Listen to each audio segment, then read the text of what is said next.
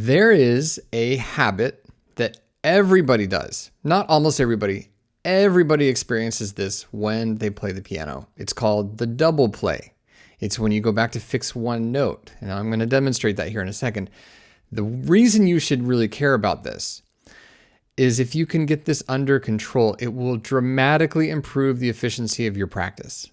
I'd like to demonstrate that with a piece that we have from Measure by Measure. Here's the beginning of it.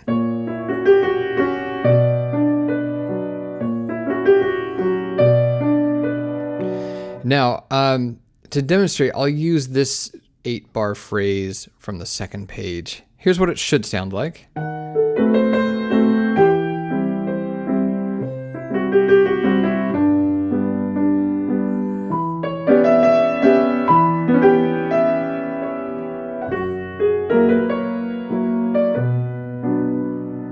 Okay, and if you have a double play, if you were playing through this and you hit a wrong note, here's often what it would sound like.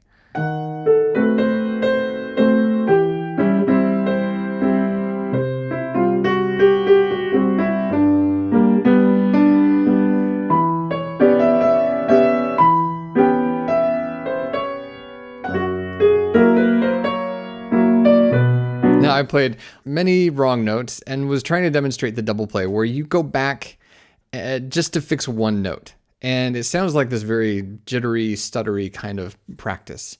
You might think, this doesn't seem like such a bad problem. I do that all the time. Well, let's talk about why this is so destructive, why it's so unhelpful for you, and then give you some really simple things. There's like 1 or 2 tricks that will just almost effectively eliminate this from your practice. Will you please just take a moment to hit the subscribe button? I'd really appreciate that. I struggled with this for a long time, personally, for way too long. I think I was in college still struggling with this. And it wasn't until I had a teacher who really insisted that this doesn't happen and convinced me and gave me some simple tools. I always thought of it as this human nature thing. It was something that I just did automatically. What do you expect me to do when I play a wrong note? This seems like the most reasonable thing to do. I first want to talk about why is this so destructive? Why is this such an unhelpful thing for you when you're playing the piano? I just recorded this lesson for Measure by Measure. It's on a piece by Glier.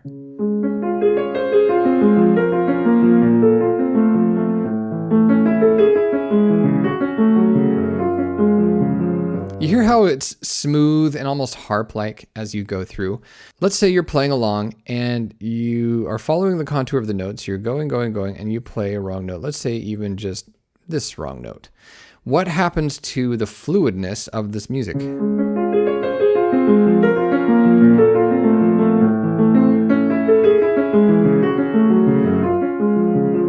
It's really obvious. It was such a small thing, but it's glaringly obviously that you played just that wrong note right there. What happens if I play that wrong note and don't go back?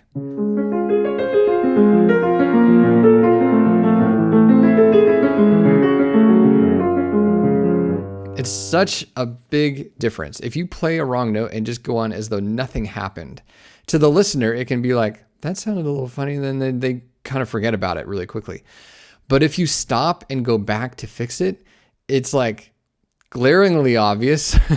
And the listener is thinking about that for much longer than they would if you just kept going. And that's one of the reasons it's such a bad habit. It's distracting for the listener, of course, but it's also super unhelpful for you as a learner. Because if you're going along, you're practicing, you're going to do repetitions in your practice. And let's say you do that double play on that wrong note. Then what happens is you think you've fixed it. Even though you are consciously doing that, you're going back consciously to fix that. And you're thinking, that was a wrong note, I got to fix it. That was a wrong note, and I've got to fix it. And you think that very quickly, and you almost do it automatically. I think that there's a part of the brain, and I'm not a neuroscientist, but hear me out. There's a part of the brain that only understands what you have done. Not what you thought, not what you intended to do, not what you want to do, only what has been done. And so if you are going along and you play this note, you go play, and then you play this note and you go back and play another note and you go through here.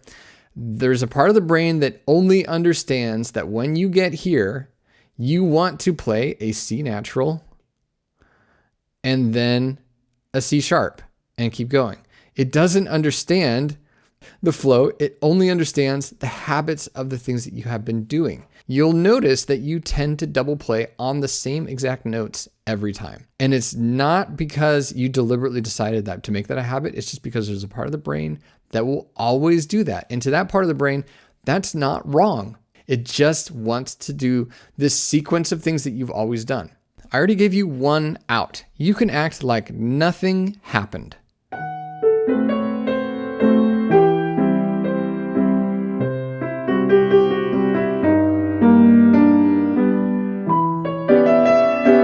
That sounds awful, I'm sure, but it kept going and you just don't draw attention to it. That is definitely what you want to do in a performance setting. If you're playing for people at all, don't disrupt them. If you're in a church setting and you're playing for a congregation and they're singing with you, you can't stop playing. If you're playing with a band, you can't stop playing. You can't go back for a wrong note. So you have to get on top of this when you're practicing. Otherwise, you'll want to. And this is, I think, is one of the reasons pianists in particular can be really self-conscious about playing for people or with people or in an ensemble. It's because they're so used to double playing because they practice alone and there's no consequences to them double playing.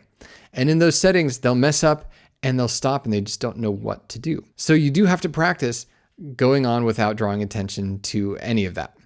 The second thing that you can do is to stop entirely. And this is something I definitely recommend doing. If you're trying to learn something really well, here's what you do. I'm going to play, and I just played a wrong note.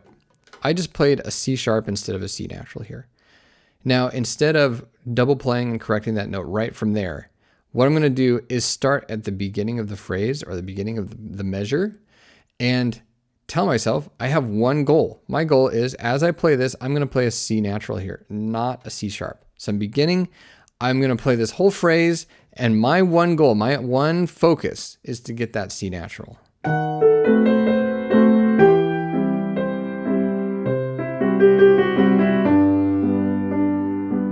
This is what makes practice easy. In any repetition, you're giving yourself one very small thing to work on, one very deliberate thing to change. And that's not just how you fix a wrong note. You can fix anything like this. You can fix a rhythmic problem.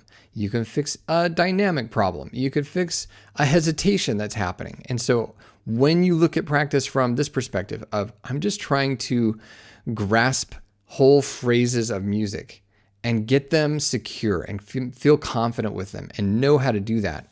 That's what practice is about. That's how absorbing sheet music should look like. I also am a big believer in sheet music. If you'd like help with sheet music, if you want beautiful pieces like this to practice, please check out the link below where I have a program called Measure by Measure where I record lessons on pieces just like this. So here's the kicker. You're in charge of your own success. If you practice successfully, you'll play successfully. If you practice unsuccessfully, and every time you double play, every time you sneak in this weird rhythm, or every time you have a hesitation that you haven't taken care of in your music, you're playing unsuccessfully. And so that is the problem with the double play habit. It's so unhelpful, it's destructive to all of your goals. So that's my take on the double play. You've got two options. You can stop and go back and fix it for real, or you can keep going. Both are good skills. You want to practice doing both of those things. Please take a moment to subscribe to my channel. And I've just made another video about scale fingerings. If you want some help with scales, I'll put that in one of these corners. Thanks a lot. Bye.